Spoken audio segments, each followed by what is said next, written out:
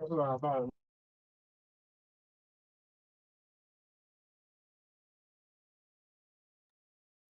morning,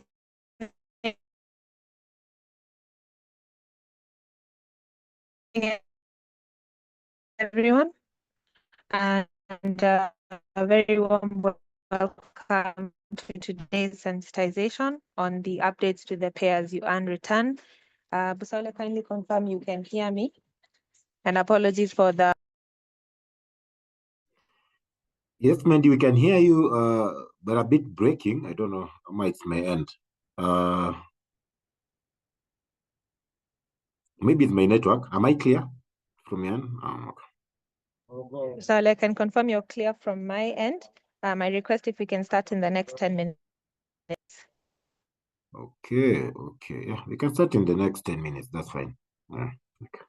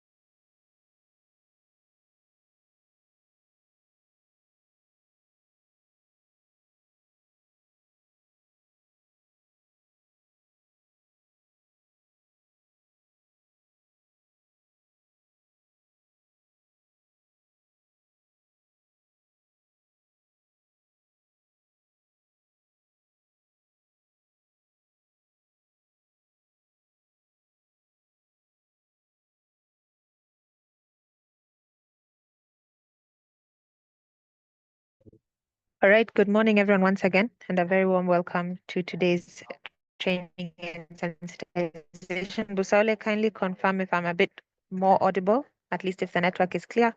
I think it's now about, is it okay? Yeah, yes. I mean, I think you're audible. Yes, from my end.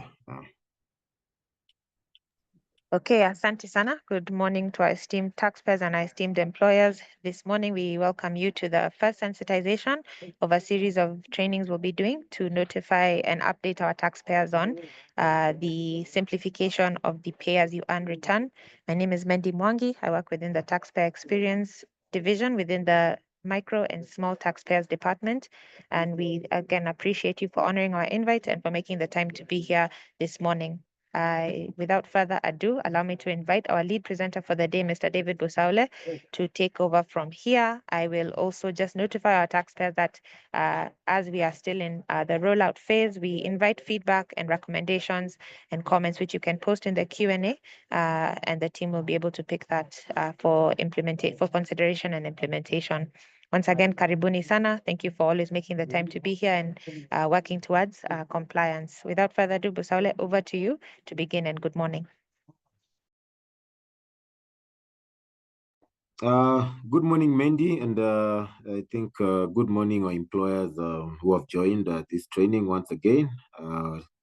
Today is our first day of public sensitizations on our journey towards simplification of the pay return, and I think we'll continue sessions tomorrow and Friday, and probably planned later, depending on need. Because I think this month we want to dedicate it to a lot of public engagements and sensitizations on the same. So yes,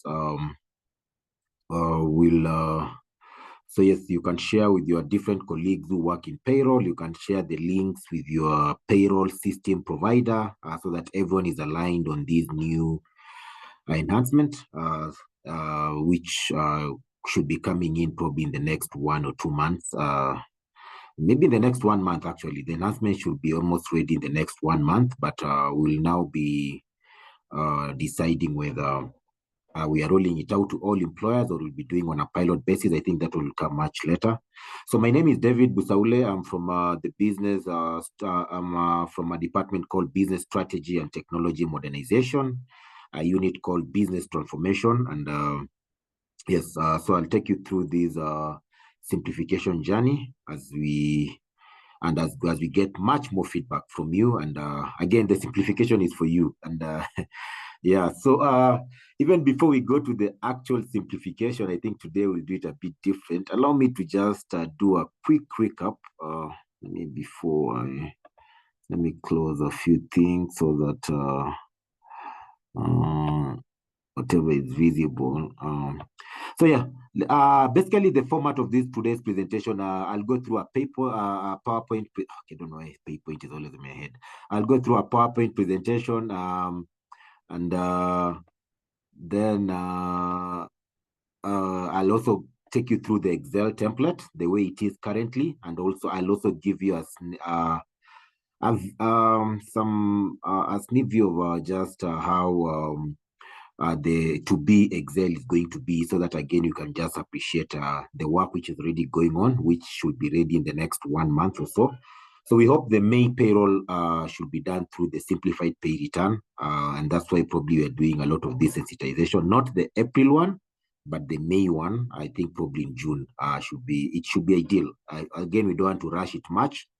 We want you to have ample time to align and do any alignments on your end and make any and again, we don't expect any much system changes on your end. So again, this is we want to have a much more seamless transition to the simplified pay return with minimal cost to you on making any system changes. And I think you'll appreciate it when you go through the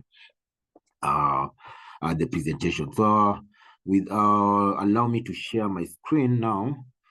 So even today, before we start, allow me to take you just quickly first through the current pay return changes. Probably this again one of the sensitizations we are having after the new. I know we shared a step-by-step guide is on the KRA website under publications. But it's just good to appreciate some of the changes which came with the Tax Laws Amendment Act. And I think the pay return is well aligned. And the main changes, let me just use sheet B to calculate to indicate the main changes relating to the pay as you earn it. And even as we allow more people maybe to join, it's just good also to appreciate the new changes. We will still finish within 10:30, so that I'm still keeping time. So of course, the changes which came is the non-cash benefits. The taxable value was increased from 3,000 to 5,000. And of course, it means if you capture anything above 5,001, the amount is taxed in full. So again, that is just something you need to be aware of on the issue of the non-cash benefit. Maybe let me capture an employee detail quickly so that you can appreciate that. So non-cash benefits, as per the Tax Laws Amendment Act, the upper threshold was increased from 3 to 5,000, and of course also meal allowance. Maybe just capture some. Of course, those same changes will still be there in the simplified pay return, but it's just good you appreciate some of the things.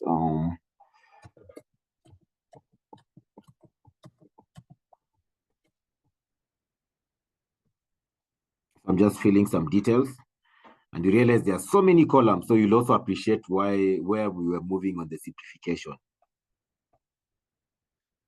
So you realize on the non-cash benefit, what does the law say? The law says the non-cash benefit is taxable, it starts up to 5,000. So up to 5,000 basically means if you are being given any non-cash benefit by your employer, maybe let me capture 5,000. When I capture 5,000, what happens? You realize my gross pay of 100,000, was it 100,000? Yes, my gross pay of 100,000 does not change because the non-cash benefit is below the maximum threshold of 5,000. Now for non-cash benefit, if you move it to 5,001, we tax it in full. So again, maybe some of you might consider telling your employers, please don't increase my non-cash benefit to more than 5,000. Or if you are increasing it, increase it on such a huge amount that when I'm taxed at the prevailing tax rates, I'm remaining with something above 5,000. Because you realize when it goes to 5,001, you are now taxed in full for non-cash benefits. Now for value of meals, it's a bit different. For value of meals, it's the first 5,000 which is not taxable. So if you have, let's say, 10,000, then let me return the non-cash to 0. So for value of meals, if you have 10,000, we'll only tax the extra amount which is above 5,000. So again, two different treatments on those two different alliances. So for you to note, and of course the other changes we did from the Tax Laws Amendment Act of 2024, December, which came effect in 27 December 2024, but eventually it affected the December payroll. We introduced shift as an allowable deduction. So if you have a contribution for shift, it will now go to reduce your gross pay before pay is calculated.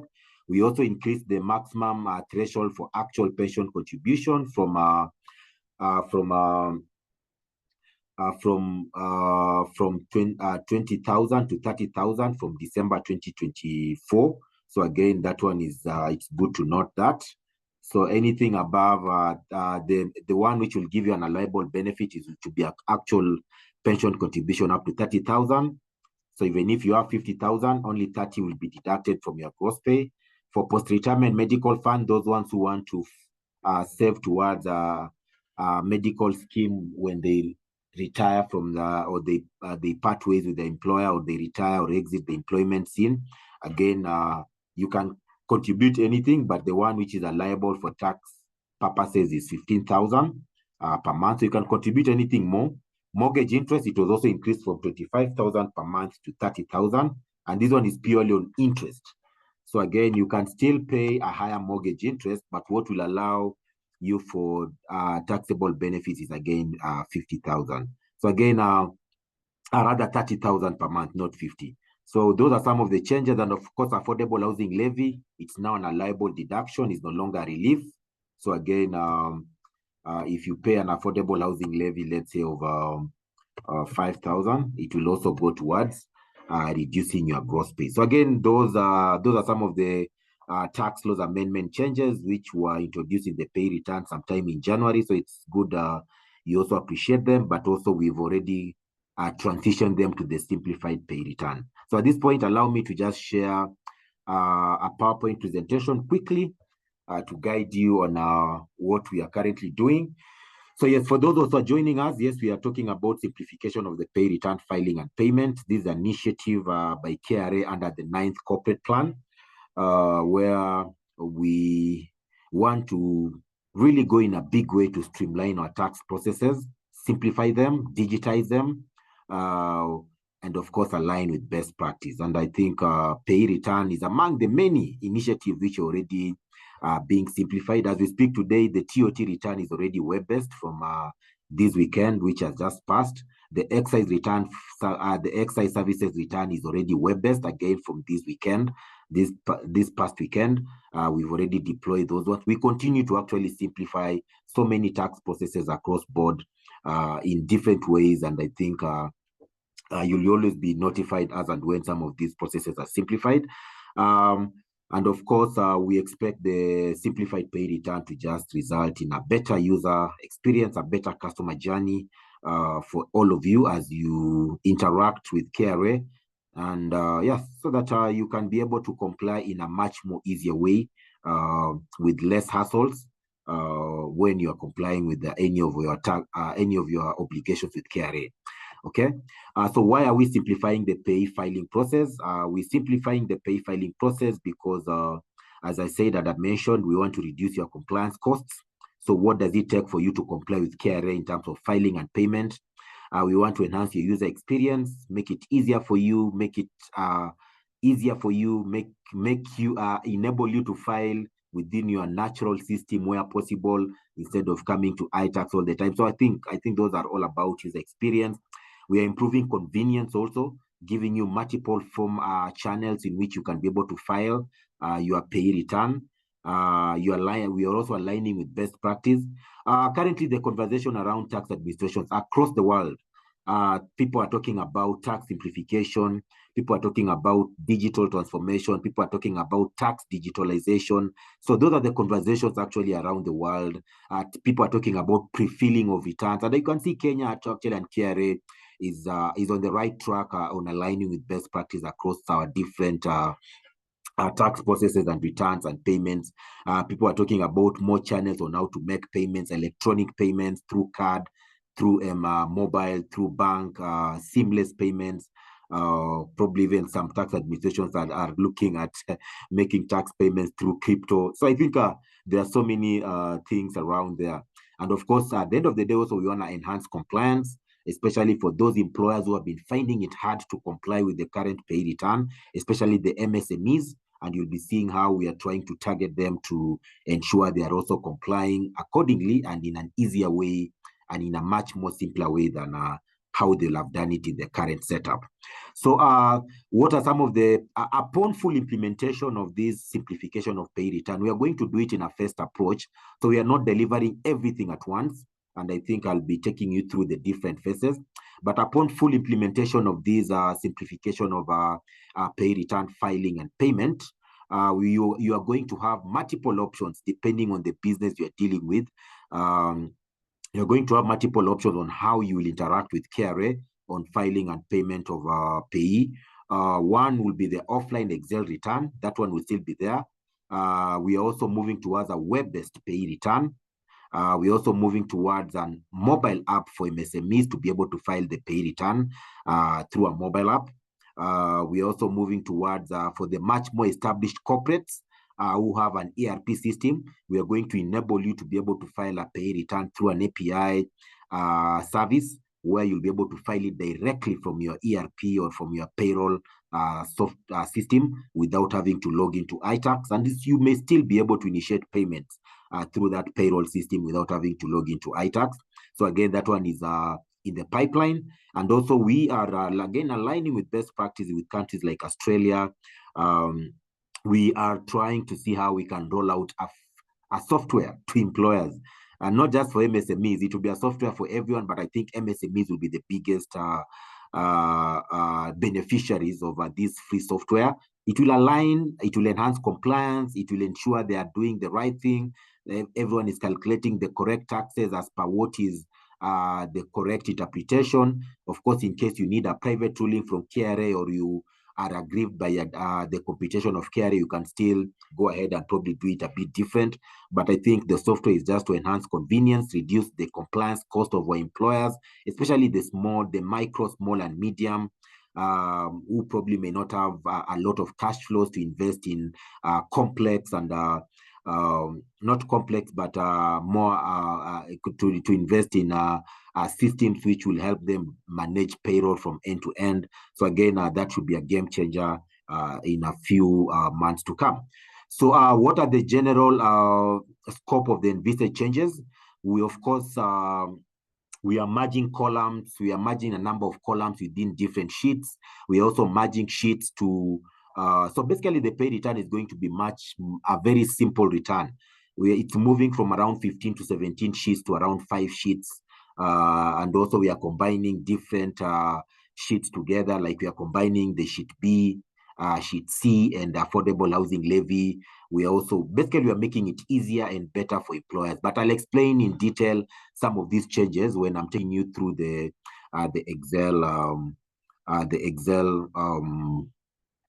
returns, both the current one as it is and the envisaged one, which is to come in probably the next 1 month or so. Okay. Phase one. So this is how we are. Scoping the simplification of the pay return process. We can't do everything, and of course, even again aligning with best practice and best project management. Best practices in project management. At some point, it's always good to face some of these processes, especially if they're affecting quite a number of, and also it's a number of taxpayers at once, and also it helps the revenue authority to better plan for scaling up and also better plan to ensure we've taken into consideration almost everything which is necessary to be done around this process. So phase one, which we hope to be done in the next 1 month, yes, by May 2025. Basically, in the next 1 month, we hope to be to have completed phase one. And what does phase one entail? We are going to deliver a simplified Excel pay return. So yes, we are still maintaining the Excel return in phase one, but it will now be a simplified Excel pay return. And of course, it will have a cutoff, meaning as from a certain period, you'll be filing using the simplified pay return. For previous period, we will still maintain the old, for lack of a better word, let me say the previous version of the pay return. So for previous periods, you'll still use the old pay template. And for a cutoff period, let's say from May 2025 going forward, you're going to use the simplified Excel pay return. So again, that is how we are managing the transition. So for both original filing, for both amended returns, even if KRA is raising administrative assessments on you, they will still be using the same format. For, let's say, April 2025 going backwards, it will be the old pay template with its respective CSVs. For the May 2025 going forward, again, it will be the simplified pay return with its respective CSVs. Of course, some of the changes, it will not be costly. I know you'll still be able to it will still be able to transition and align from the old CSV to the new CSV, but we are going to share some of these CSVs and probably host them on the KRA website, so that again, if you are having troubles, you can always make reference to that. So that is the phase one is the simplification of the Excel pay return, which hopefully should take effect for May 2025 payroll, not the April return being filed in May, most likely the May 2025 pay return being filed in June. But we're giving you ample time to engage, discuss, and understand the changes. Where need me, engage probably your payroll system provider. And we don't expect them to cost you on this because, anyway, we don't know what is the arrangement, but we basically don't expect it to be any much cost involved, because how your payroll system and the fields and what you've captured in the payroll system those ones are going to maintain. The only changes we expect your payroll service provider or your IT department to do is, or your payroll, I don't know who manages your payroll, whichever that team which manages your payroll, especially the system, the only output we expect from them is for them to modify the CSV, the output. should be the CSV which you are going to import in the pay return. So that one is the one we are going to probably, it has to come out with the updated fields now rather than the old fields which were there in the pay return. Now, that's the second, that is the second perspective of the phase one. The third perspective of phase one of this simplified pay return will mostly affect the public sector. Not just the public sector in totality, part of the public sector. So the target public sector which is going to be impacted in this phase one, and for them actually they are being impacted with the April payroll return, this public sector. The ministries, the departments and the agencies of government, ministries, departments and agencies of government, including devolved units.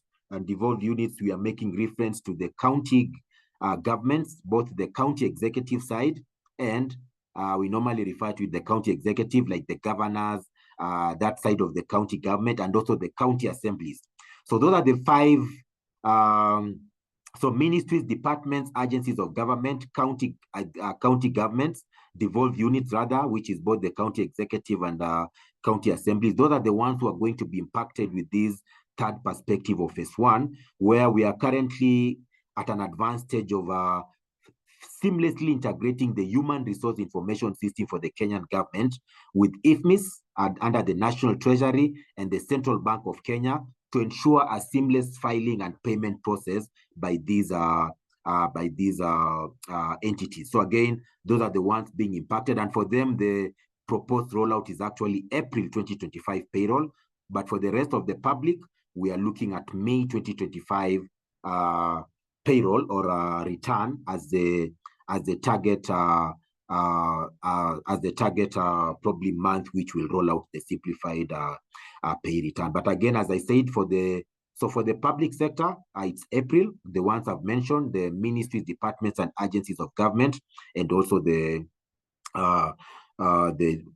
devolved units. But for the rest of the public, the private sector mostly, and the rest of other government entities like the parastatals and other commercial entities, government commercial entities, and those ones will be coming in phase two, where they'll continue being onboarded under this project of the Human Resource Information System, which is being spearheaded by the Ministry of Public Service and Human Capital, and of course being supported by the National Treasury, KRA, Central Bank of Kenya, SHA, NSSF, and all NITA, and all other relevant government agencies who are involved in who are impacted by the labor-related levies, deductions, and contributions. So again, that is phase one. Phase two, we hope to have this probably in the next 5-6 months from now. Phase two, we hope to roll out a web-based simplified pay return. It will have the same, almost similar fields with the simplified Excel pay return, but now it will be web-based. And also phase two, we are hoping to roll out a mobile service and to roll out the pay return, rather onboard the pay return to the KRA mobile app, which will allow MSMEs, the micro, small, and medium enterprises, probably of who have less than 10 employees, to be able to file their pay return through the mobile app. Again, that one is probably the next probably 5-6 months from now, thereabouts. And again, we'll continue now onboarding more private sector employers who may want to file through an API directly from the ERP system. We'll continue with that process of enabling them to file and pay on a first approach, so it's not that it will be everyone. Again, it will be progressively onboard more private sector players to be able to file pay returns directly from their respective payroll systems without having to log into iTax. So that is phase two of this simplification of the pay return. Phase three, we'll be rolling out, we are hoping to roll out the simplified free payroll software. Again, it will impact mostly MSMEs, but we believe any other person may also want to probably take advantage of it. And for us, we're already looking at how this payroll software might work. We can have a much more agile payroll software where you can scale it up and maybe it has more fields, maybe for a much more complex organization, and you can scale it down and it have minimal fields for a much more simpler organization, like which most of our MSMEs, their payroll systems are very straightforward, no deductions, no non-cash benefits, just the normal statutory deductions and contributions. So again, we can try scale it up, this free payroll software, to both the MSMEs and even the large, medium, and the large, medium taxpayers, so that again everyone can benefit from this. So basically, the simplification of this pay return has something for both. We have targeted to ensure we are enhancing the user experience of both the MSMEs, the medium, the micro, small, and medium enterprises. We're also enhancing the user experience of the large and medium taxpayers at the same time. So again, everyone has something to benefit from this simplification process. And of course, in phase 3, we may now move towards finalization and of that filing and payment of pay through the API, onboard more employers who are willing, resolve probably most of the issues which might have come through the first approach of the ones who might have joined, and so that we can ensure and communicate basically and make it now open to any employer who might wish to connect directly to the KRA systems through the API, and so that they can be able to file their pay return directly from their ERP without having to log into iTax. So again, on a high level, though, that's the what we are intending to achieve. So I think that is just for the presentation to guide on that. Allow me to now come quickly because of time, so that we can probably have much more time on the Q&A.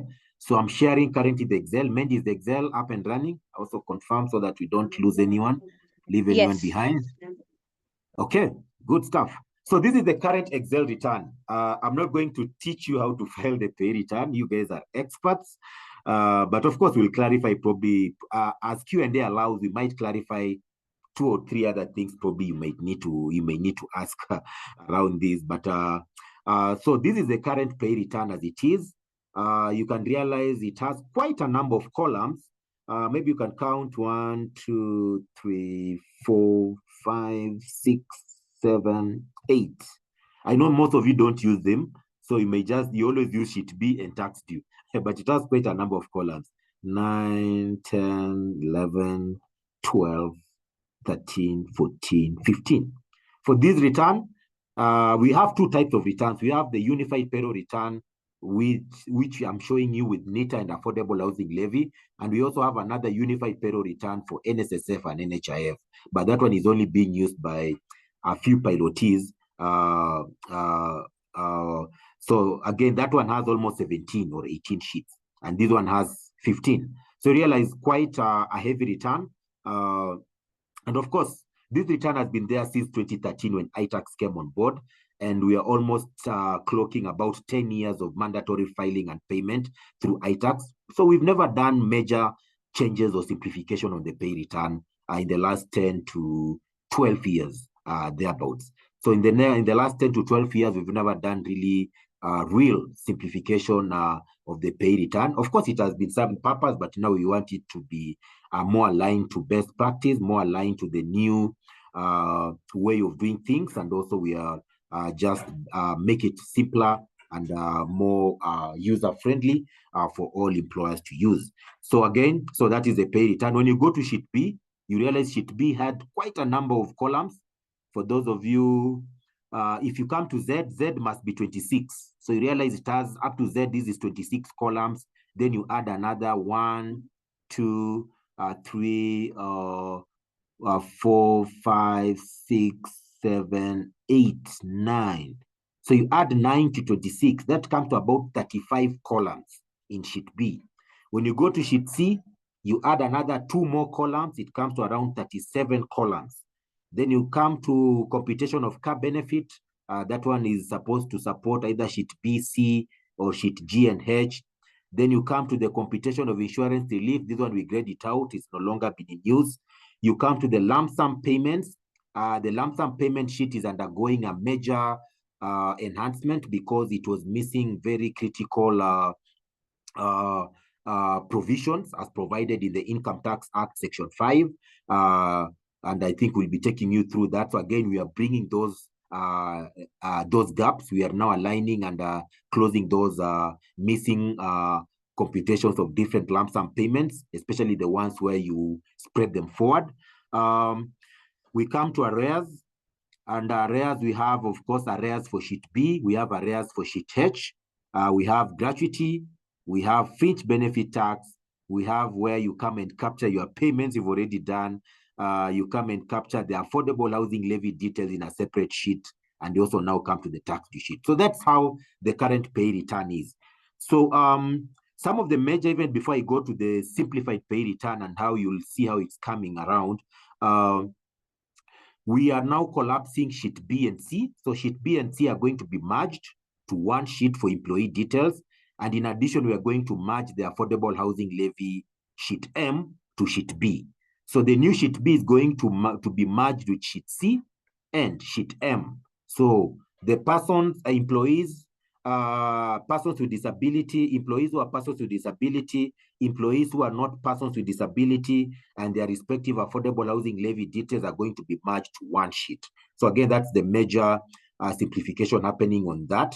And of course, once we've merged them, we're also reducing the number of columns within that sheet from a high of 35 to around 23, 24 thereabouts. So again, that is what's happening. We are going to do away with the computation of cap benefit completely as a sheet. We are going to do away with the computation of insurance relief sheet. That's a cleanup. We are going to merge sheet F, sheet G, sheet H, and sheet I. And we're not just merging them in their original forms. We are simplifying and re-engineering it in the same time. So it's not just that we are merging, picking like, oh, pick one, add, pana. We are, as I say, merging, we are merging and still simplifying it at the same time, and also introducing new computations probably which were missing in the current return. So we are merging sheet F, G, H, and I to form the new sheet C. So we are going to have a new sheet A, basic information, sheet B, employee details, sheet C, lump sum, gratuity, and arrears sheet. And we are going to have the next sheet D for fringe benefit tax. That one, we're going to maintain it. We're going to do away with sheet K completely. So you'll not be required to capture your payments when you're filing your return. Whether you filed before or after, the ledger itself will do its magic and consume your pay credits, your pay payments accordingly. In case you file late, we'll charge you the late filing penalty. In case you've paid late, we'll charge you the late payment penalty. So I think all that will now be done in the ledger. We are going to do away with sheet M because I've just said it is being merged to sheet B. And of course, now we're going to remain with sheet E, which is going to be the new tax due. So the tax due sheet is going to be the new sheet E. So I think that's how the simplification is going to happen. And of course, the tax due sheet is also going to be simplified because we've also simplified the number of fields, which are the number of sheets which are feeding into the tax due have also reduced. So the tax due sheet is going to be simplified much further. So I think that on a high level, that is how the simplification of the Excel return is. Also, let me come to sheet B and maybe mention some of the simplifications even before, so that you can again appreciate where we are moving, from and where we are moving to. So this is the sheet B. The first 4 columns of sheet B are not going to change much. PIN of employee, name, resident status, type of employee. Those are critical columns for us to be able to post your payee credits and also be able to calculate correctly the payee as per the different tax bands for the different employees and resident, whether resident or non-resident. So column A to D are going to be maintained exactly the way they are in the simplified pay return. Now, another major simplification we are doing on this sheet is we are going to collapse all the breakdown of your cash allowances. So your cash allowances from column E, F, G, H, I, J, K, all those breakdown of the cash allowances, basic, housing, transport, leave pay, overtime allowance, director fees, lump sum payment, other allowances. We are going to collapse all those cash allowances to one column for total cash pay. So again, that is one of the major simplification on that sheet B. So all those breakdown of the total cash allowances, for the sake of filing with KRA, it's going just to be one total cash pay. But that doesn't mean that your payroll system will not have the breakdown. Your payroll system can continue having the breakdown of those allowances as you deem fit. But now when you export the upload file, or when you download the CSV to be used in filing, please align your CSV now in a way which all those total cash allowances will be collapsed into only one column called the total cash pay. So that will be the only column remaining on that. Then, of course, we are still going to maintain the non-cash benefits, but of course, we'll also simplify them in a way. So we'll still maintain the non-cash benefits because some of them have different thresholds, and also their computation is different to balance between user experience and also ensuring compliance. Those ones will be maintained for now. The non-cash benefits will be maintained separately. Then now we come to the type of housing. Another major simplification will be the type of housing, because very few employees actually in a payroll are being given a housing benefit. There are very few, by the way, apart from the ones working on the agricultural farm. On these other just normal employers, very few employers are providing housing benefit to the employees. Most of me and you, we have our own arrangements. We pay our own rent, we own the house we stay, we are paying a mortgage. So I think we are in that category. Probably 99% of employees are in the category of basically there is no housing benefit from the employee. You may be paid a housing allowance, but the employer is not giving you a house to stay, or the employer is not renting a house for you. Basically, that is what we mean by literally by a housing benefit. So again, the major simplification on this, we are going to collapse. You realize currently we are having about 5 columns to help you calculate housing. We are going to collapse them to 2 columns only. So you will select the type of housing, and we're only going to open up another field called housing benefit. So you'll calculate your housing offline and bring the housing benefit to the return. So again, that's another major simplification around that, collapsing the 5 columns to help you calculate housing, which most of you don't need anyway, to 2 columns only. And of course, now allowable deductions, we are going to maintain them. The allowable deductions, we are going to maintain them. Shift, actual pension contribution, post-retirement medical fund, mortgage interest, affordable housing, they are going to be maintained. And of course, the taxable pay and the other ones are going to be maintained. So again, that is basically, so let's go to the simplified pay return. You hope to see it in the next 1 month. It is still under development. So we are not saying we have a final product, but it will be there. It should be available for you to access probably from the beginning of May, or probably the first week of May or there. But okay, we'll just work around it. But I think in the next 1 month, you should be able to have visibility of this simplified pay return, especially depending, again, if you are rolling out with the May payroll or the May pay return. Again, it should be available from probably the beginning of May, so that any employer who is closing their payroll early enough on 10th or 15th of May can be able to use it accordingly. So again, these are the sheets now we are coming with. The new unified pay, okay, leave the label. The label, we are going to change it. It's not going to have a PAYE, NSSF, and HIF because we are not collecting PAYE and NSSF and NHIF. So the label is changed. The label will just change to unified payroll return. I think because currently the unified payroll return we are currently using, it's only collecting PAYE, affordable housing levy, and NITA levy. So that will be the unified payroll return we're still going to roll out in the next 1 month. Your obligations towards NSSF and SHA will still be done separately through their respective portals. As and when government decides that KRA is in a better position to collect these from a unified payroll receipt, from a unified through a unified payroll return. And of course, that is also in line with best practice. That is what most countries out there are doing anyway. As and when that is decided, again, we'll come back to you and notify you on how the PAYE and the NSSF shift are now falling in place as we do the collections. So yeah, so for now we are only collecting PAYE, NITA, and affordable housing levy, and that will be what will be in the return as the collection, the deductions and the contributions we are collecting. So the type of return, we're going to maintain it. The employers and SSF and NHIF number might be dropped, might be maintained. So let's see how it comes out, but it will not be because we are collecting on their behalf. It will just be because of our own data cleaning. We may want to have a 360 view of an employer within KRA, within NSSF, within SHA.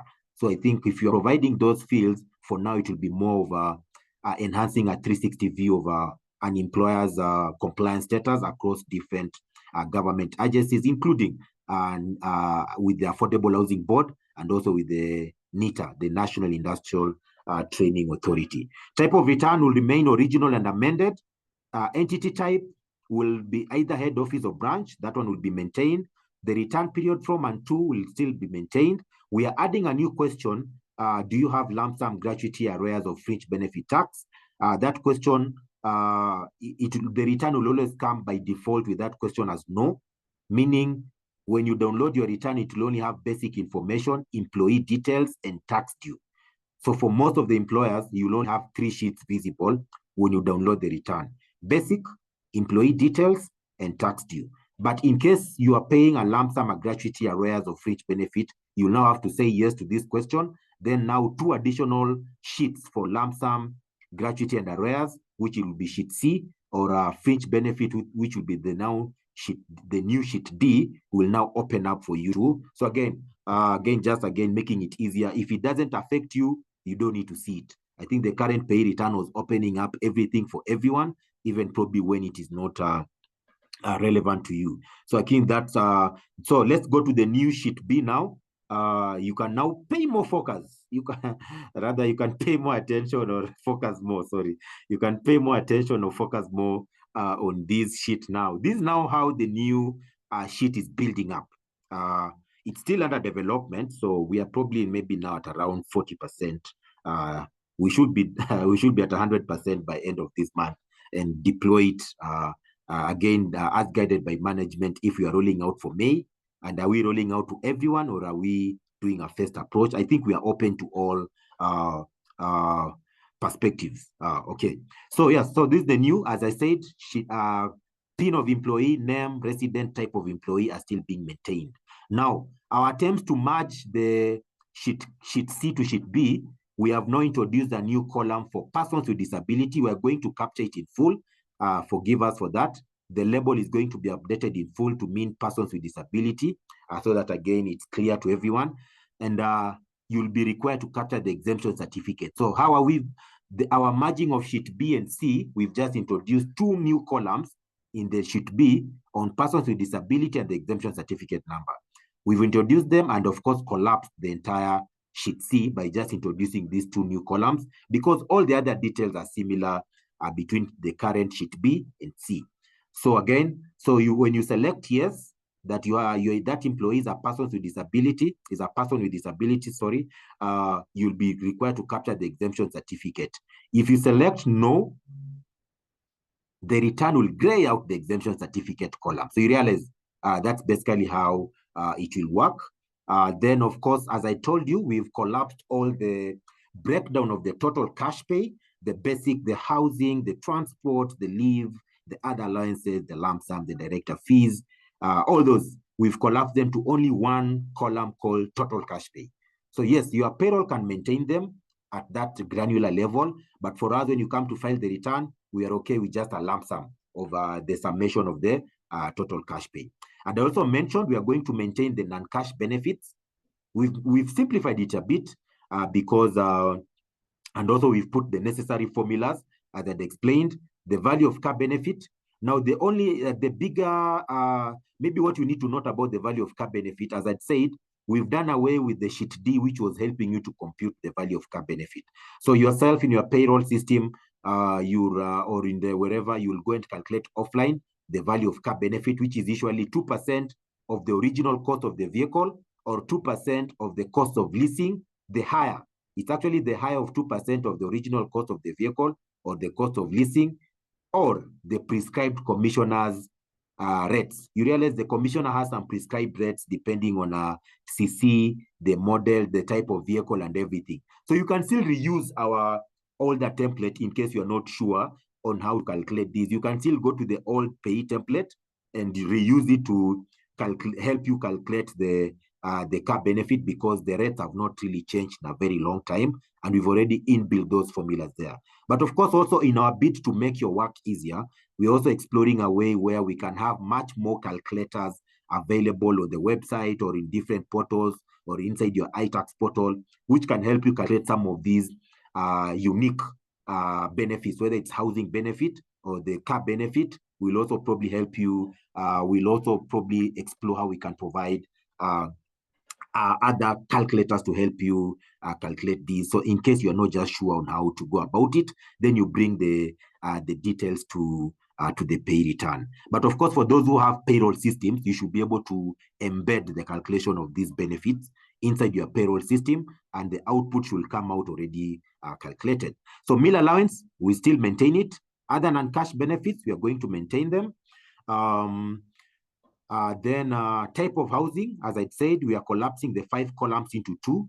So we're only going to have type of housing, benefit not given. We don't calculate, we gray out the housing benefit column. Employer's own house, you'll now go and do your calculation. The higher of 15% of the employee's gross salary compared to the fair market value of the rent, if it's an employer's own house. If in an employer's rented house, the high of 15% of the gross pay, or the rent paid by the employer at arm's length. So again, those calculations, you can always do them and bring the value to the return. For agricultural farm, is the 10% of the gross pay.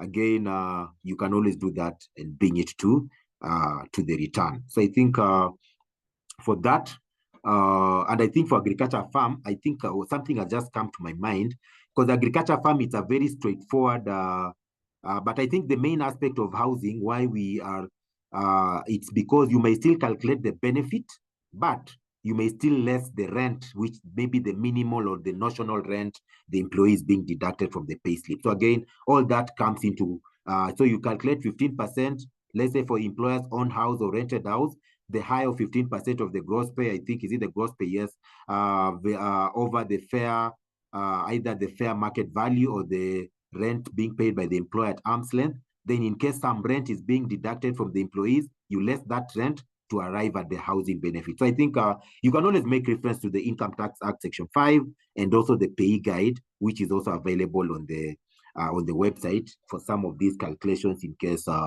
probably you need further clarity. And also you can engage your account manager. Then we're also maintaining the label. We are going to update the label. This is not the correct label for these fields. Of course, we should be, all these fields from shift to affordable housing levy, we are going to name them allowable deductions.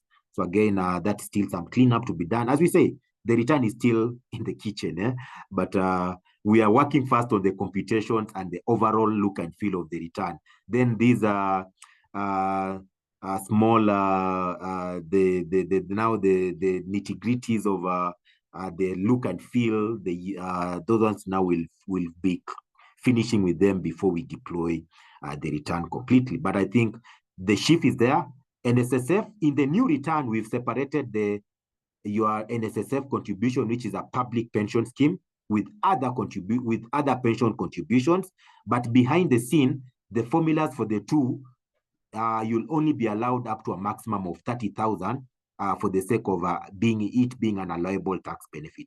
So as much as there are 2 columns for NSSF and actual other pension contribution, you should be able to the maximum allowable benefit, rather deduction relating to pension, which is both of them, column, which should be column O and P, should still be 30,000. So again, in the back end, the formulas are working perfectly. The post-retirement medical fund, we are still going to allow you your contributions up to a maximum of 15,000 for the sake of it being an allowable benefit. Mortgage interest, we are going to allow you to a maximum of 30,000 for now. Of course, from December 2024 going forward, this return will not be for past periods. So that's why even I'm not making to that. This return will be going forward. So again, it will only be using the new rates applicable and the new allowable deductions applicable for that period going forward. As I'd said before, for the ones who have just joined us, how are we managing the transition? You will still have access to the old template to file, amend, and do any other, and even KRA to raise assessments on you in case of non-compliance. they will still use the old template for those processes, let's say from April 2025 going backwards. And maybe for May 2025 going forward, if May is our cutoff period for this new simplified pay return, then all processes will now ride on the new pay return. Then now we come to the taxable pay. Of course, the formulas are there. What is taxable pay? Taxable pay is basically total cash pay plus total non-cash benefits, then of course less the liable deductions as per their maximum threshold. So again, those formulas will be there. Now, what have we done for persons with disability? If any of your employees are persons with disability, in the back end, when you say yes to the question of persons with disability and you capture the exemption certificate, in addition to their liable deductions, in the back end, in the back of the return, of course you can't see it, but in the formulas in the return, we are going to less a further 150,000. So again, that is how all that is being taken care of. Then of course you'll come and capture the personal relief, the insurance relief, and of course we'll calculate the pay tax in the back end, and of course will allow you to capture your self-assessed payee. Of course, debates have been there. Should we allow you to still capture your self-assessed payee, which could be different from the payee tax? Yeah, there have been a lot of heated discussions, both internally and externally. We are still maintaining it for now, as we see, as we gauge, but it will still be there in the self-assessed payee column will still be there. But again, as an employer, always ask yourself why your payee tax is different from the self-assessed payee. I think it should be something you're asking yourself. Maybe you can't do much because you already paid that employee on 22nd of March and you're now coming to file the payee return. Then you realize maybe you over-deducted or not deducted. Maybe there is little you can do at that point. There is maybe little you can do at that point, but you always need to question yourself why your payee tax is different from the self-assessed payee, unless it is an issue of rounding off differences. Otherwise, if there's any material difference, you probably need to recheck your formulas, you need to recheck the logic, you need to recheck your interpretation of certain tax laws, so that again, and where need be, probably comply accordingly, or even officially communicate to KRA and say, the way your return is calculating this is not correct. The correct interpretation is this, and we'll still be able to relook into your issue and see if our return has an issue, or probably it's just you who has a computation issue on your end, and guide you accordingly. So that is on our employee. On lump sum, quickly on that, I know time is also probably I should be done in the next 10 minutes or so on this, then we can go to a Q&A session. On lump sum, this is now the new lump sum. The new sheet C is going to be called lump sum, gratuity, and arrears. So basically, the lump sum payments sheet is going to take into account the new sheet C called lump sum payments is going to take into account anything being paid on a lump sum nature. It could be lump sum payments relating to termination of employment. It could be gratuity or severance pay. It could be arrears, which have been backdated over many months. So all those scenarios are going to be handled under the new sheet C, which is going to be called lump sum payments. So, of course, the number of employees, the details of the employees are going to be maintained. Again, a lot of re-engineering has been done on this sheet. Of course, persons with disability will also come in handy, especially for arrears. And primary and secondary employee, again, it will also come in handy where applicable.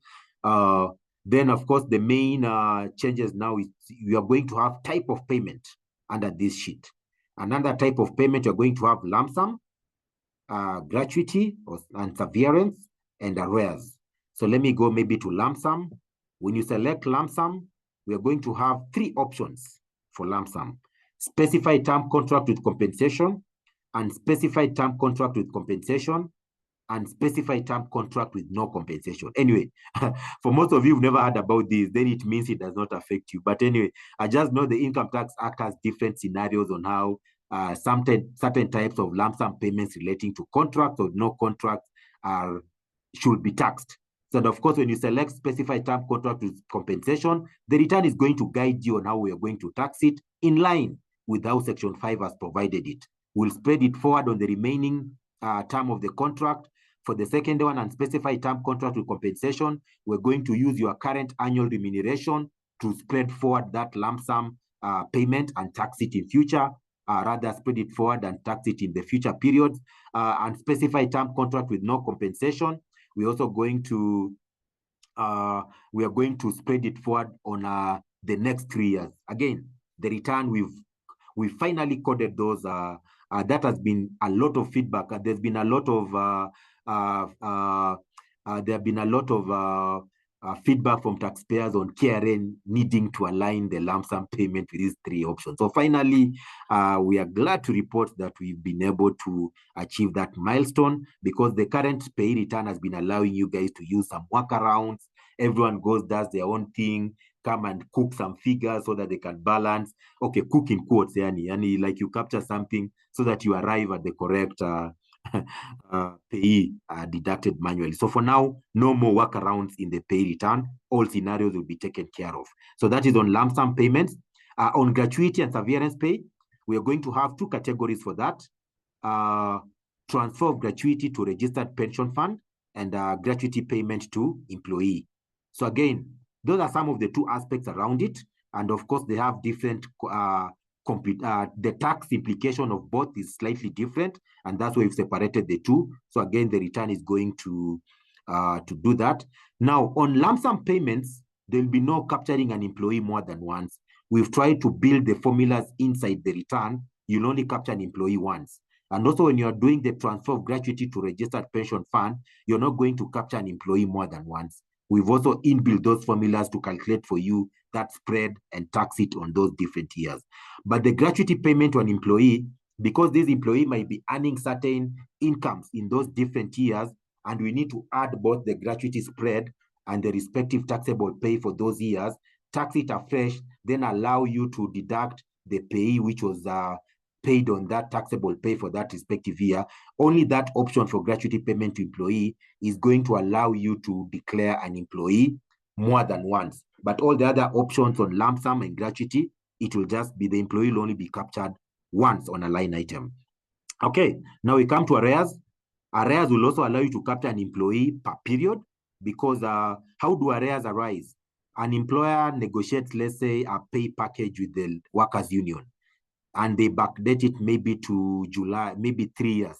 So we are in 2025, but maybe they say the doctors are supposed to be, all doctors are going maybe to be added 10% of their basic pay on their salary. And this is being backdated to July 2022. So of course, now that is how the arrears come. So you realize this doctor was already working in July 2022. He was already earning, let's say, 200,000 per month. But now he's been added another 20,000. So of course, you need to add the 200 to the 20,000 for that month, tax it afresh, and then of course allow the pay which was deducted on the original 200. So again, the return is going to allow you to do that. And of course, the return will be graying out different fields depending on what you are selecting. So if you are selecting lump sum, any option on lump sum payments, gratuity and arrears will be grayed out. If you're selecting anything on gratuity, lump sum and arrears will be grayed out. If you're selecting anything on arrears, on arrears, then of course lump sum and gratuity again they get grayed out. So again, the inbuilt formulas are going to work magic for you. We've now built everything in the return. There will be no more computations outside the payroll, and we've guided everyone in a much more best way possible to be able to calculate and arrive at the correct pay as you earn. Now we go to fringe benefit tax.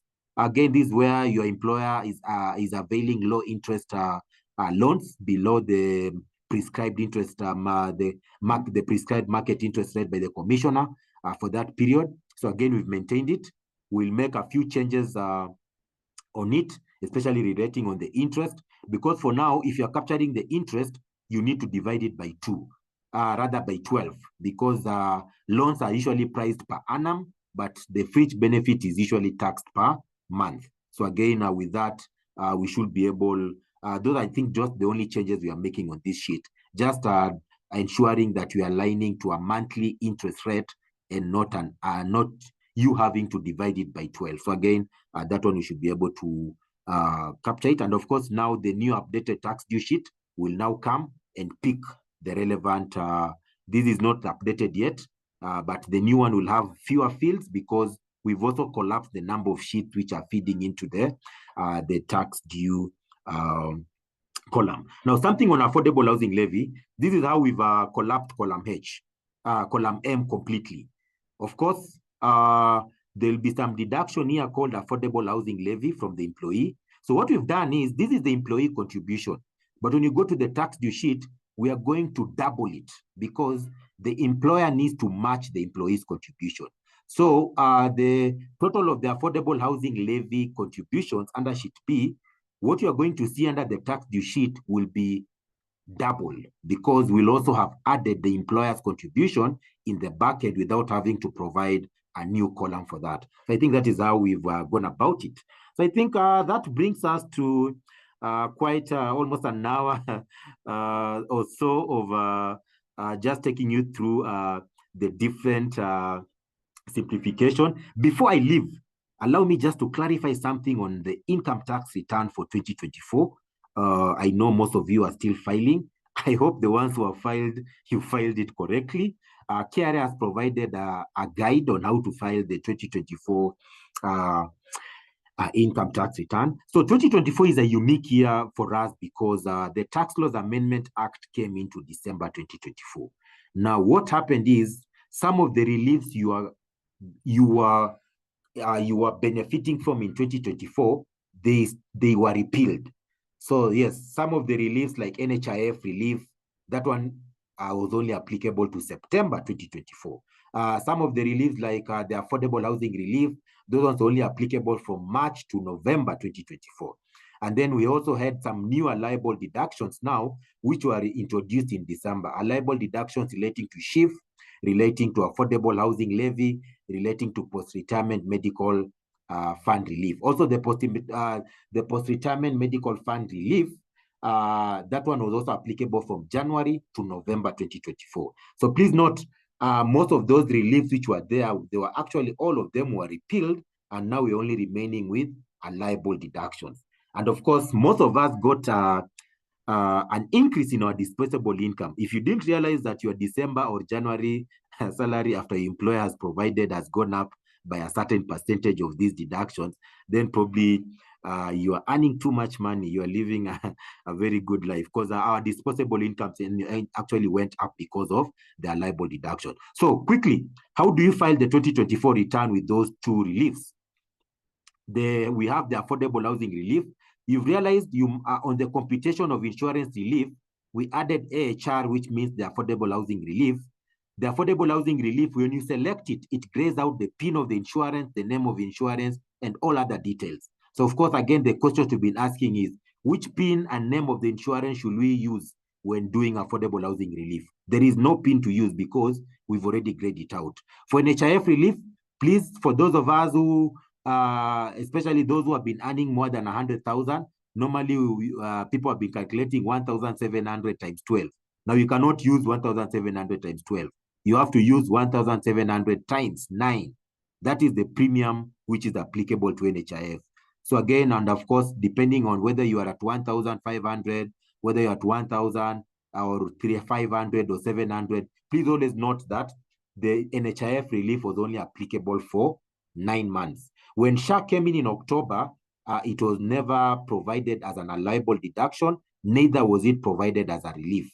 So October and November, the shift contributions were neither an allowable deduction, neither were they a relief. So again, just note that so that you file the correct return. And of course, under the tax computation, this is now where you'll come and capture the allowable deductions for December relating to the post-retirement medical fund, the affordable housing levy, and the social health insurance fund contributions, which are now allowable deductions. You're only capturing for December only because they were introduced by the Tax Laws Amendment Act of 2024. So I think, thank you very much.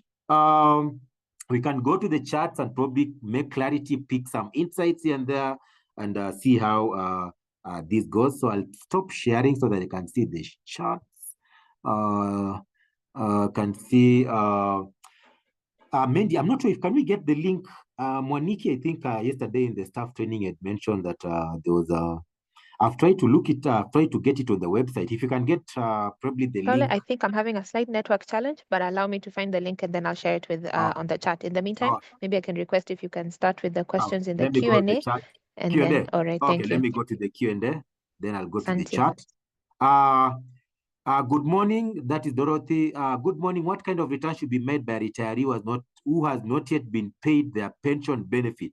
Pole sana, Dorothy. I know it can always be quite something. If you basically you should file a return according to the income. So if you have not received an income, we encourage you to file a nil return if you've not received any income in that year. If you worked partially before you retired, then of course you need to file an employment income return for the months which you might have been paid employment income. And of course, for pension, what I've seen with pension is because the pension income, again, it depends.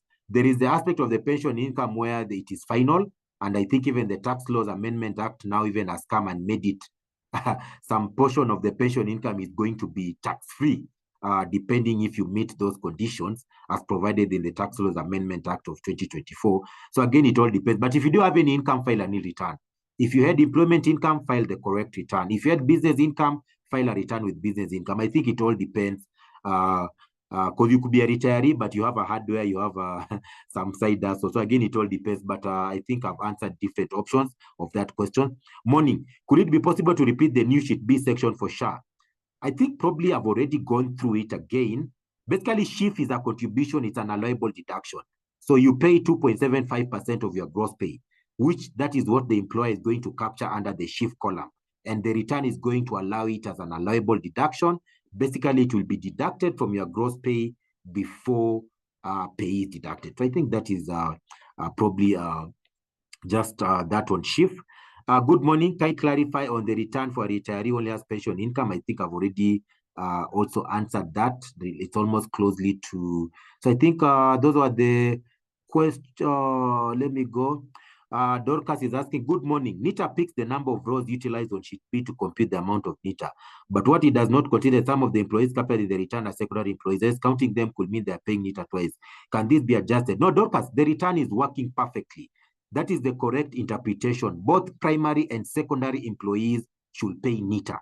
So I think to just clarify, the return is working correctly. You should pay NITA on both primary and secondary employees. And even for NITA, what we've done, we only we pick the number of employees in sheet B and C, but we allow you to increase the numbers in case you are having employees with no pins, in case you engage casuals, in case you engage any employee who may not have maybe been deducted PAYE or may not have been in sheet B or C, you are still allowed to increase those numbers upwards. So I think that is the correct interpretation, Dorcas, and we will not probably be adjusting the return, but it's more of you aligning to the correct interpretation that both primary and secondary employees pay NITA. And why is it that? There is really no double payment because NITA is not deducted from an employee's payroll. NITA is paid by the employer. So when employer A pays, let's assume David works for KRA, and also David is a part-time lecturer at, let's say, University of Nairobi. What happens is KRA should pay NITA for David. University of Nairobi, declaring me as a secondary employee, should also pay NITA for myself.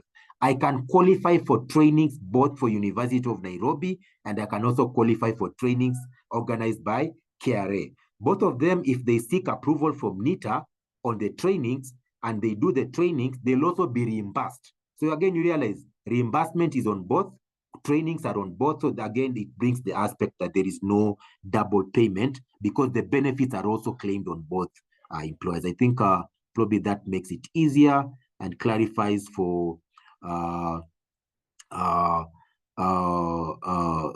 issue of, I think I'm trying to still get, this person was just asked that, Dorcas, so you can say you've answered it live.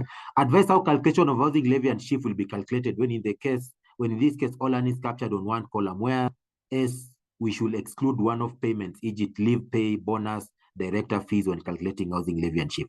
I think, Sam, we realized we are not auto-calculating, you realize in this return, we are not auto-calculating anything on the total cash pay or the total gross pay. We are still at that point because SHIF and PAYE and affordable housing levy, they might have different, base, for lack of a better word.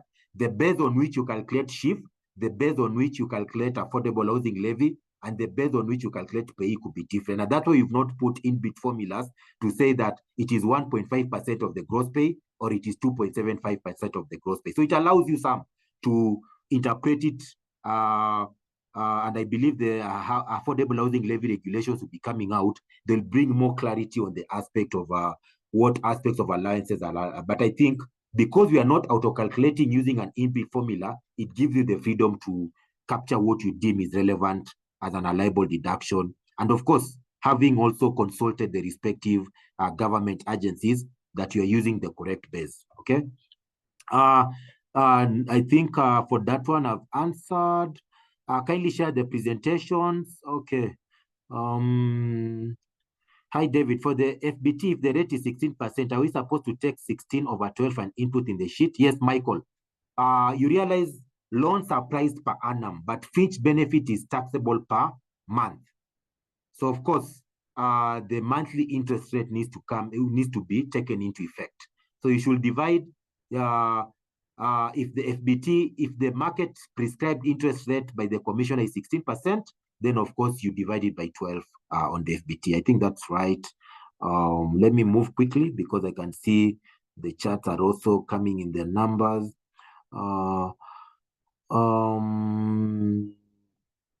How do we capture ex gratia in the lump sum field? Ex gratia being an amount paid at the discretion of the company and given to an individual, not necessarily working with the company. I think I believe the option should still take into account, because those are the main payments which are relating to, but because yes, I think the main, whether it's lump sum or gratuity, they should still allow you to calculate that issue of lump sum, because those are the lump sums which have been provided in the Income Tax Act. And in addition, we've allowed you to capture the self-assessed payee.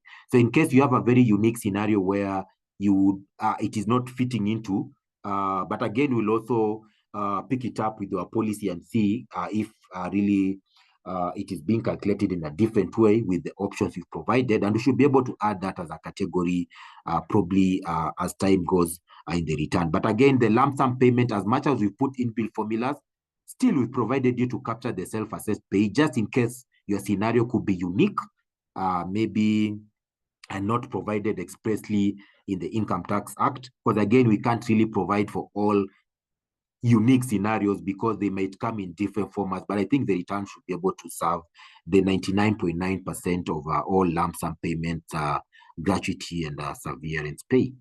Kindly share the presentation. I think that one we were how to accommodate CBK withholding tax in the individual return for 2024, as it forces you to declare interest income.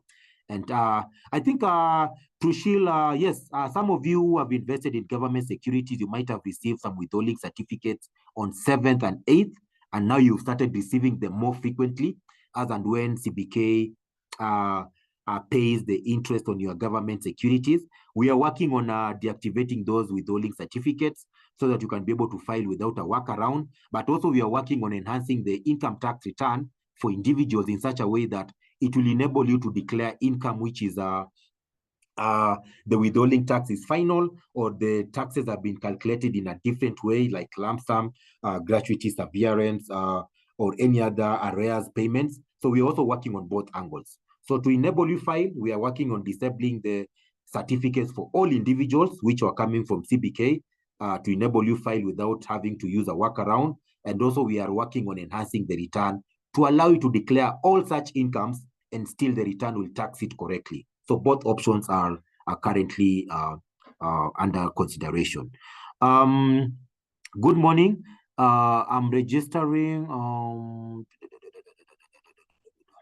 Let me just go quickly now. Morning, please confirm in case of the full year NHIF was given as relief by employer when filing the return.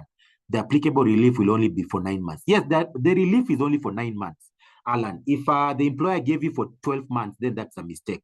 He overgave you a relief which you should not be liable to.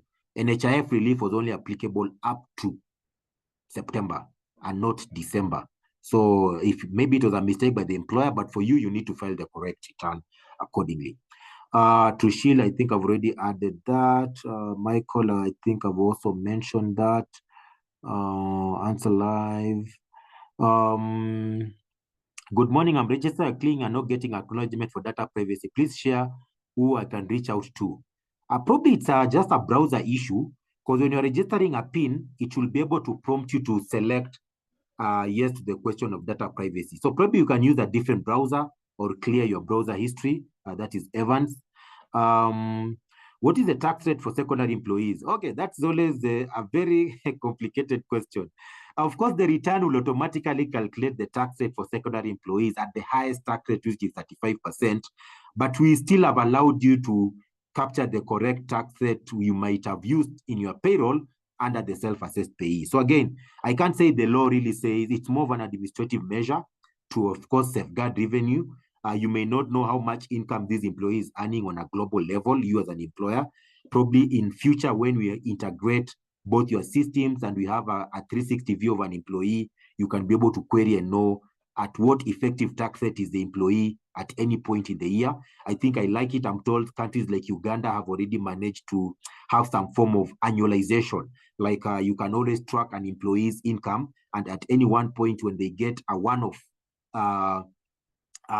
payment, or maybe they're secondary employees, it is easy to know at what tax bracket are they in that month for the employer to be able to apply the correct tax. So I think that is good morning. What happens if we do not have housing relief between March and June last year? How do we get refunded for the credits?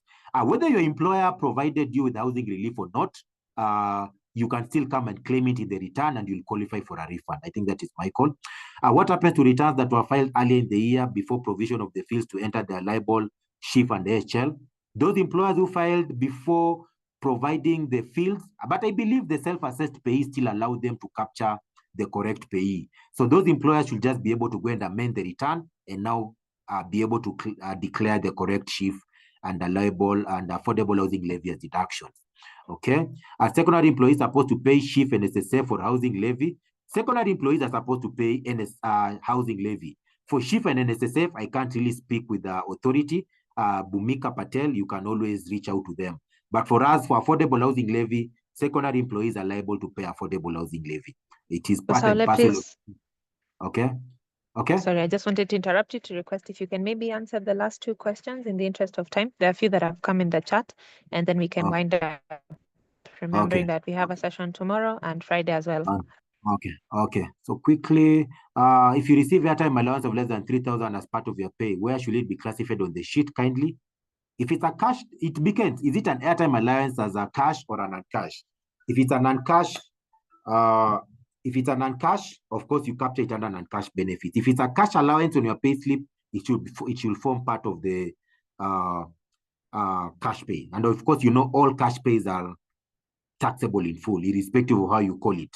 But if it's a scratch card or something, then it should be probably under non-cash. Quickly, are we supposed to separate director's fee to separate account from that of salaries and wages? Not necessarily. For pay purposes, there is really no need of separating director's fees and salaries and wages. All of them will either be treated as total cash pay and for the sake of tax purposes.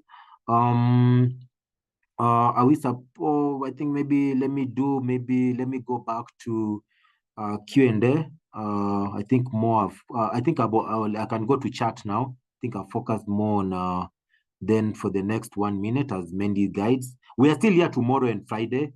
So again, you can always join and probably, because this session was purely on payee. We are avoiding questions relating to, it was on the journey on simplification. So we are actually avoiding some of these questions. You can actually reach out to your account manager and they should be able to clarify. Because again, the session, we had timed it purely for payee simplification and your feedback on that. But I think I can see most of your questions are just on normal computation, which is not probably relating to the actual pay simplification. So yeah, you can reach out to your boss and rather your account manager in the station, and they should be able to help you address some of these issues on computation,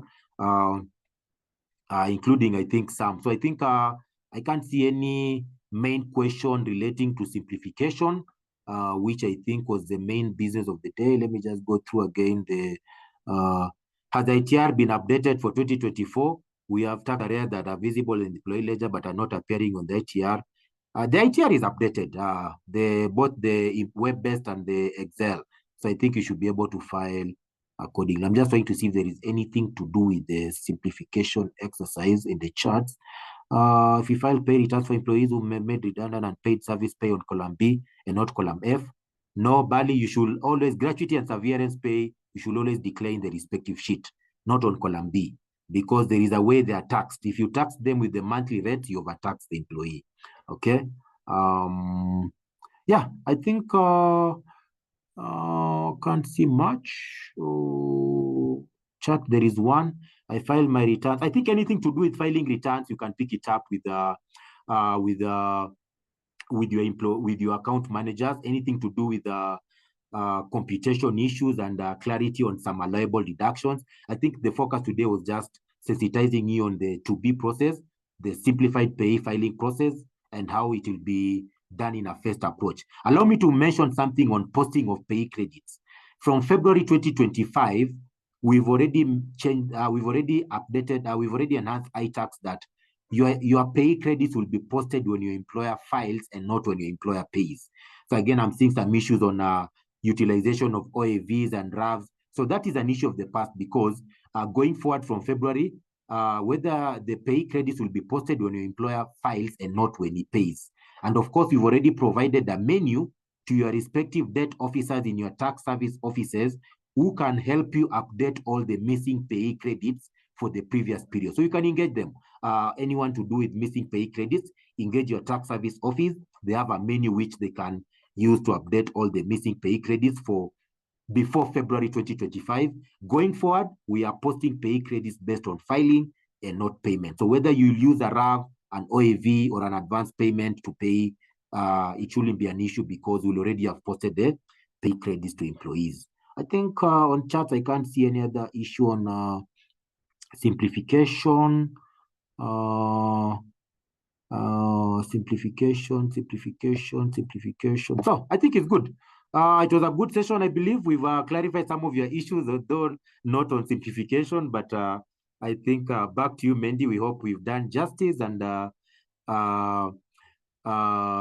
we've clarified and also guided them on the ITR for 2024, and also we've guided them on the simplified pay return and also the tax laws amendment changes. I think we've combined it into one training. So I believe they're at a better place to continue complying. Our ask only, I think as I wind up, my only ask to all employers who are in this training or sensitization is, please start engaging your payroll system provider so that they start understanding these new fields.